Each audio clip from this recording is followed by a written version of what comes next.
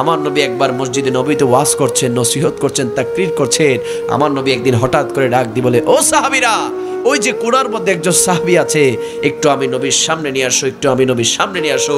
যখন ওই খাটু সাহাবীকে আমার নবীর সামনে আনলেন, আমার নবী ডাক দিয়ে বলল, ও সাহাবীরা, তোমরা কি তাকে চেনো? সাহাবীরা বলতে লাগলো, ইয়া রাসূলুল্লাহ, আমরা তো তাকে ভালো করে চিনি না, আমরা তো তাকে ভালো করে চিনি না। আমার নবী বলতে লাগলো, সে দেখতে খাটু, চেহারার নাই সৌন্দর্য, পরনে ছিঁড়া কাপড় চোপড়, এই জন্য বুঝি তোমরা তাকে চিনো না? সে হচ্ছে আমি নবীর সাহাবী জুলাইবিব। চিৎকার দিয়ে বলি সুবহানাল্লাহ। এটা আমার সাহাবী জুলাইবিব। আমার নবী বলতে লাগলো, ও জুলাইবিব, শাদী করেছো, বিবাহ করেছো, নিকাহ করেছো? জুলাইবিব বলতে লাগলেন, ইয়া রাসূলুল্লাহ, দেখতে আমি খাটু, চেহারা নাই সৌন্দর্য, পরনে ছিঁড়া কাপড় চোপড়, টাকা নাই, পয়সা নাই, বংশ মর্যাদা নাই, কে আমাকে বিবাহ করবে? কাকেই বা আমি বিবাহ করব? আর বিয়ে করলে আমি চলবো কেমনে? ইয়া রাসূলুল্লাহ, আমি বিবাহ করি নাই। এইভাবে দ্বিতীয় দিন আবার যখন আমার নবী মসজিদে নবীতে বয়ান করছেন, আবার ডাক দিয়ে বলল, ওই যে কোণার মধ্যে সাহাবী আছে, একটু সামনে নিয়ে আসো। যখন জুলাইবিব রাদিয়াল্লাহু তাআলা আমার নবীর সামনে আসলেন, আমার নবী আবার প্রশ্ন করলেন, ও জুলাইবিব, শাদী করেছো, বিবাহ করেছো? জুলাইবিব বলতে লাগলেন, ইয়া রাসূলুল্লাহ, গতকালই তো বলেছি শাদী করি নাই। আবার তৃতীয় দিন আমার নবী যখন মসজিদে নবীতে বয়ান করছেন, আবার ডাক দিয়ে বলল, ও সাহাবীরা, ওই যে কোণার মধ্যে একজন সাহাবী আছে, একটু সামনে নিয়ে আসো। যখন জুলাইবিব রাদিয়াল্লাহু তাআলা সামনে আসলেন, জুলাইবিব রাদিয়াল্লাহু তাআলাকে আমার নবী বলতে লাগলো, ও জুলাইবিব, শাদী করেছো, বিবাহ করেছো, নিকাহ করেছো? জুলাইবিব রাদিয়াল্লাহু তাআলা বলতে লাগলেন, ইয়া রাসূলুল্লাহ, গত 2 দিন প্রশ্ন করেছেন, আজ 3 দিন বললেন আমি শাদী করেছি কিনা? ইয়া রাসূলুল্লাহ, আমি শাদী করি নাই, নিজেই খাইতে পারি না, নিজেই চলতে পারি না, কিভাবে শাদী করব? কে আমাকে মেয়ে বিবাহ দিবে? ইয়া রাসূলুল্লাহ, আমি শাদী করি নাই, করি নাই, করি নাই। আমার নবী বলতে লাগলো, ও জুলাইবিব, তুমি শাদী করো নাই, যাও, আমি নবী তোমার বিবাহের ব্যবস্থা করে দিব। আওয়াজ বলি সুবহানাল্লাহ। ও জুলাইবিব, যাও, আমার একজন আনসার সাহাবী আছে, আনসার সাহাবীর ঘরে যাও, তার ঘরে একজন সুন্দরী রূপসী কন্যা আছে, তার কাছে গিয়ে বলো, আমি নবী তোমাকে পাঠিয়েছি, সেজন্য তার কন্যার সাথে তোমার বিবাহের ব্যবস্থা করে দিয়ে চলে বলেছে। জুলাইবিব রাদিয়াল্লাহু তাআলা আমার নবীর কথা মোতাবেক লজ্জা পেতে পেতে, ভয় পেতে পেতে ওই আনসার সাহাবীর ঘরে গেলেন। যাওয়ার পরে দরজার মধ্যে টুকা দিলেন। কি দিলেন? টুকা দেওয়ার পরে আনসার সাহাবী দরজা খুললেন। খোলার পরে আনসার সাহাবী বলল, কে আপনি, কেন এসেছেন? জুলাইবিব রাদিয়াল্লাহু তাআলা বলতে লাগলো, আমি নবীর সাহাবী জুলাইবিব, রাসূলুল্লাহ পাঠিয়েছে, আপনার নাকি একজন সুন্দরী রূপসী কন্যা আছে, তার সাথে আমার বিবাহ দেওয়ার জন্য। জোরে বলি সুবহানাল্লাহ।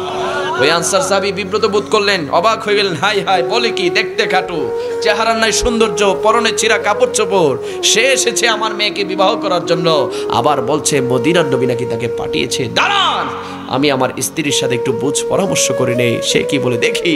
ঘরের ভিতরে স্ত্রীকে বলতে লাগলো, রাহমাতাল লিল আলামিন নবী আমাদের কন্যার জন্য একজন পাত্র পাঠিয়েছে, দেখতে খাটু, চেহারার নাই সৌন্দর্য, পরনে ছিঁড়া কাপড় চোপড়, টাকা নাই, পয়সা নাই, বংশ মর্যাদা নাই, আমরা কি তার সাথে আমাদের কন্যার বিবাহ দিতে পারি?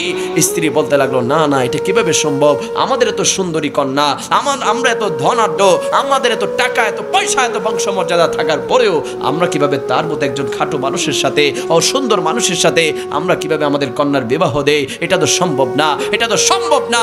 হঠাৎ করে ঘরের ভেতর থেকে আওয়াজ আসলো, কন্যা চিৎকার দিয়ে বলতে লাগলো, ও মা, ও মা, ও মা, ও বাবা, কি নিয়ে কথা বলছেন, কি নিয়ে কথা বলছেন? মা বাবা বলতে লাগলো, মদিনার নবী তোমার জন্য একজন পাত্র পছন্দ করে পাঠিয়েছে, যা দেখতে খাটু, টাকা নাই, পয়সা নাই, চেহারার সৌন্দর্য নাই, তার সাথে নাকি আমরা তোমার সাথে বিবাহ দিতাম। এটা তো আমাদের দ্বারা সম্ভব না, এটা কিভাবে আমরা মা বাবা হিসেবে করতে পারি? এটা তো আমরা করতে পারি না। ওই কন্যা চোখের পানিগুলা ফেলে ফেলে বলতে লাগলো, ও মা, ও বাবা, সে কে এসেছে আমি দেখতে চাই না, তার টাকা আছে কিনা দেখতে চাই না, তার চেহারার সৌন্দর্য আছে কিনা দেখতে চাই না, সে দেখতে লম্বা নাকি খাটু দেখতে চাই না, কে পাঠিয়েছে দেখতে চাই, কে পাঠিয়েছে দেখতে চাই। যদি আমার জন্য মদিনার নবী, রাহমাতাল লিল আলামিন নবী পাত্র পছন্দ করে পাঠিয়ে থাকে, আমি এই মুহূর্তে তাকে বিবাহ করার জন্য প্রস্তুত আছি। জোরে বলি সুবহানাল্লাহ।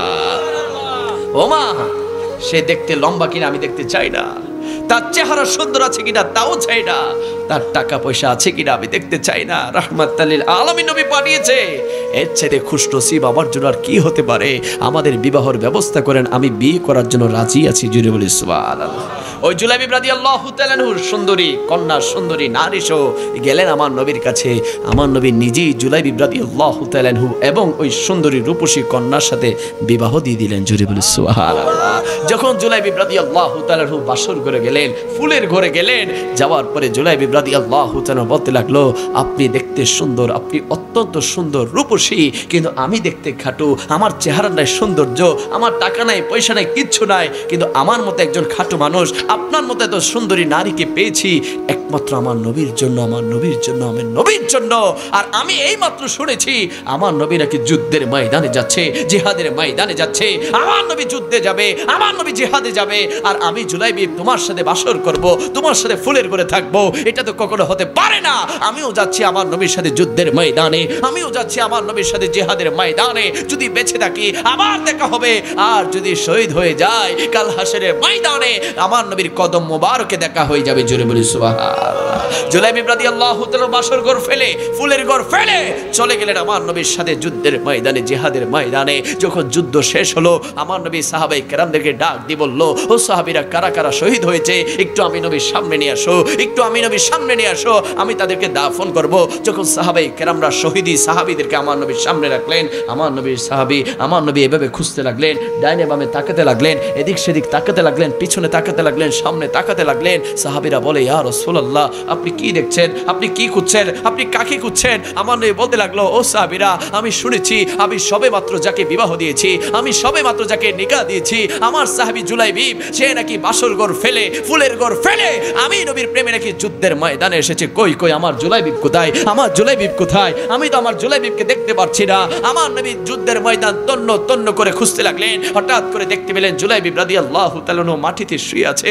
জুলাইবিব রাদিয়াল্লাহু তাআলা আনহুর পাশে 7টা মুশরিকের লাশ। আমার নবী দূর দিয়ে জুলাইবিবের লাশটাকে বুকের মধ্যে নিলেন, শরীর থেকে রক্তগুলা মুছতে লাগলেন, চেহারা থেকে রক্তগুলা মুছে মুছে বলতে লাগলেন, ও জুলাইবিব, ও জুলাইবিব, আমি নবীর প্রেমে বাসর ঘর ফেলে, ফুলের ঘর ফেলে যুদ্ধ করেছিস, যুদ্ধ তো করেছিস এই খাটু শরীর দিয়ে 7টা মুশরিককে কতল করেছিস। ও জুলাইবিব তুই প্রমাণ করে দিয়েছিস তুই আমি নবীকে ভালোবাসিস, আমি নবীকে ভালোবাসিস। আমার নবী জুলাইবিব রাদিয়াল্লাহু তাআলা আনহুর লাশটা হাতের মধ্যে নিয়ে আল্লাহর দরবারে একটা চিৎকার দিলেন, ও মালিক, ও মাওলা, আমার জুলাইবিব আমার প্রেমে জীবন দিয়েছে, আমি নবী সাক্ষ্য দিচ্ছি এই জুলাইবিব আমার জুলাইবিবকে তুমি তোমার দরবারে কবুল করে নাও। জোরে বলি সুবহানাল্লাহ।